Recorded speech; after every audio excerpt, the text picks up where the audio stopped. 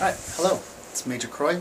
The topic that we're going to be talking about today is basic ambulation. This course is in therapeutic interventions, and it's a 4-hour course where we're going to be doing a few different things. The first thing, the purpose of this video format, is to be able to get you guys some knowledge before we go to the lab. And so within this course, you're going to see, that the greatest proportion of what we're going to be doing is teaching you new skills with a little bit of knowledge. And so that's what we're doing here on the videos here, is getting you this piece here so that we can save time for skills and to help get you up to some level of knowledge, so that once we get into the lab and you get your hands around crutches and wheelchairs and canes and those kind of things, you know what it is to do and then why we do it. But what I want you guys to understand first and foremost is this primary goal right here. And that you should be able to understand and demonstrate. And so first, understand, that's knowledge-based stuff, and then demonstrate, that's skills. That's very important for a physical therapist to know. You should be able to understand and demonstrate the ability to select, fit, train, and utilize ambulatory assistive devices that physical therapists use to maximize safe and independent ambulation. Safe and independent ambulation. I qualify that, how safe is it? That's ultimately, it's up to you. And you make your choices on the types of devices that a patient will use based on safety and then their level of independence. We want to maximize first and foremost, how safe they are, and then their independence, or their ability to do it on their own.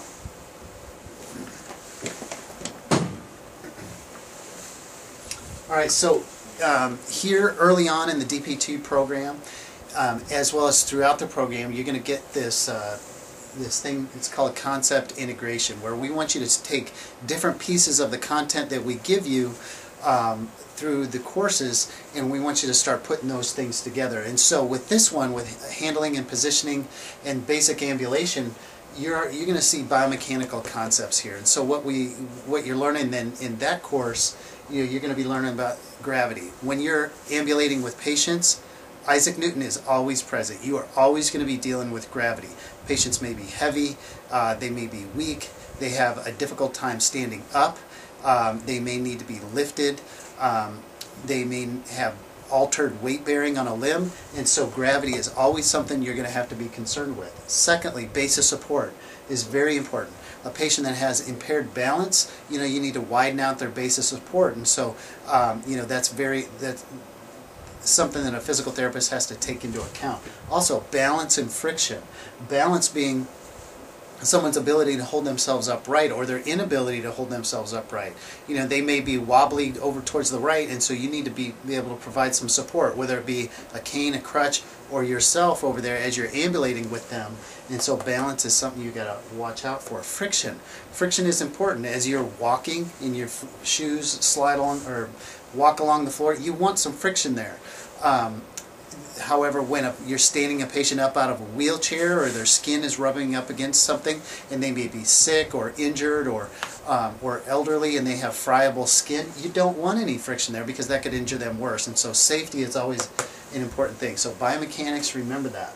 Also, vital signs. As you get your patients up and they're exercising, their blood pressure goes up, their heart rate goes up, they get more fatigued, they use more oxygen, and now when they're taking maybe drugs that would influence their cardiovascular system or their cardiorespiratory system, these things are going to get out of whack, or they're going to be altered there. Or if they just recently had surgery, you're going to have to take those into account. And so you've already learned those in vital signs earlier this week. Then also the effects of injuries, diseases, surgery, as well as aging are going to impact what you do. And so what we're asking you to do is bring these concepts together here, within therapeutic interventions, and then be able to apply basic ambulation techniques. One of the fundamental concepts that I want you guys to understand, is if we take the ability to ambulate, or someone's ability to walk, and we put that over here on the y-axis, and then down here on the x-axis we look at their dependence upon assistance. How much help do they need in order to walk? And we just plot that like this, we get kind of an S-shaped curve. And so people that are independent like you that have a good ability to ambulate, they're up here. They really don't need any type of assistive device. There you can get up and you can walk on your own, and that's good. But if you get sick, if you get injured, if you have some type of a surgery or so, it doesn't take much before you your ability to ambulate goes down. Your level of dependence upon something, you may become more dependent on something. And you get into this zone where at some point you're going to need an assistive device. It might be an ankle sprain, it might be knee surgery, it might be a fractured femur, or it might be a stroke. I don't know what, but at some point you're going to need some help to walk, and this is really the zone of dependence that that I want you to understand. Now you continue on down further, and as the patient's ability to ambulate continues to go down, at some point they become unable to ambulate. They cannot do so. They're completely dependent. Now this patient they're bedridden, and so their ambulation needs and the devices that you could potentially use through this zone here, they vary. Up here where no device is required, here if you sprain your ankle or whatever, you might need a little bit of help, a cane, maybe some crutches. Nothing too drastic, but as you continue on down, as your ability to ambulate decreases, you might need a set of 2 crutches. You might need a walker, or eventually you might need a wheelchair, or you might need a powered wheelchair. It all depends on your level of functioning, your level of independence or dependence. And so these are fundamental concepts that I want you to understand, before you start working with patients who may be sick or they may be injured. And so what we want you to understand is how you make a choice about what device it is that you pick. Is it going to be a single point cane that goes in their left hand? Is it going to be bilateral axillary crutches? Is it going to be loft-strand crutches, or a rolling walker, a standing walker? And then how do you make those choices? Those are the skills that we want to be able to teach you, and those are the questions that you should be asking as we go through these here. Which one? What's it going to be? Is it going to be crutches? What's the difference between crutches and a walker? And then how do you make that choice? Well, it's based upon the patient, their safety, and their level of independence there, how much assistance that they require.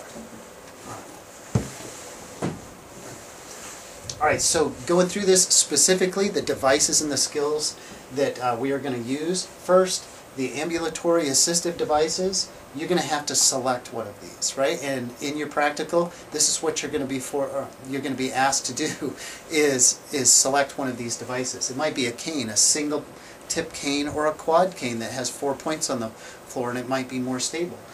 Crutches, we have axillary, lost strand, also known as forearm crutches, that brace around here, and it helps a patient that way. Also, we have three types of walkers.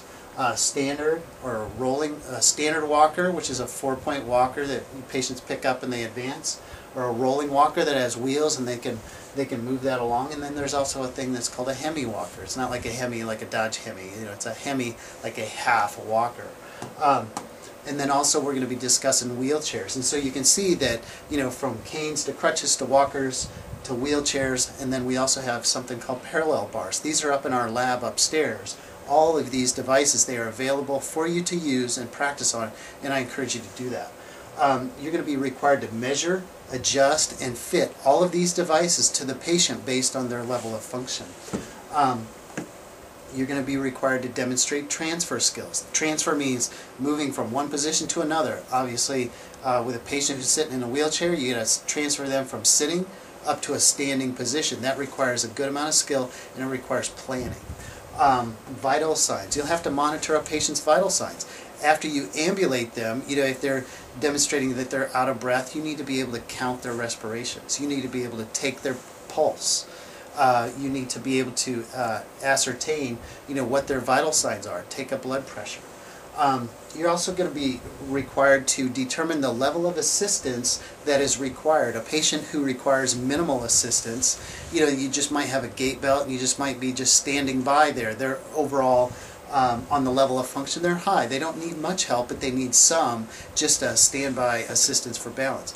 A patient that may need moderate assistance, may need help getting up out of the chair, they may need help advancing either their limb or a walker. And so those are going to be some of the concepts that we're going to go over. More on that later.